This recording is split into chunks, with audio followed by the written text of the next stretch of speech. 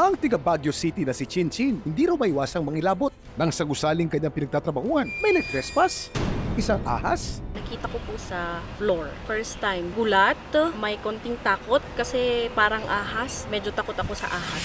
Pero nagtitigan niya itong mabuti. Dito na tumambad sa kanya dalawang pares na maliit nitong paa. Pag medyo malayo, black na shiny. Pero pag lalapitan mo, parang magiging brown. Siguro mga 6 to 10 inches yung haba niya. Then may 2 sets of feet.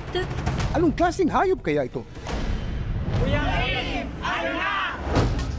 Ang nakita ni Chin sa Baguio, bagamat ito'y mukhang ahas, ay hindi isang ahas. Mukha lamang ahas, ngunit pamilya ng butiki. Ito ang skink lizard.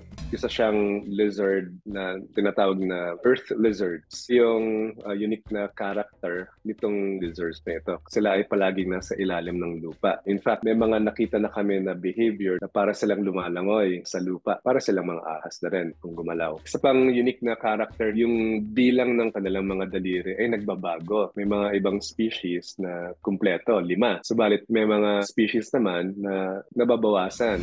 Ang mga skink ang ikalawa sa pinakamalaking grupo ng lizard sa buong mundo. Ang una, mga gecko o tuko. Di tulad ng karamiang reptiles na nangingitlog, ilan sa mga skink lizard, nilunuwal nila ang kanilang mga anak. Napakaraming species ng skink, more than 1,200 species. At nakikita sila sa iba't ibang mga habitat pareho ng gubat, syudad o bundok. Minabuti nilang ibalik ito sa kanyang tahanan.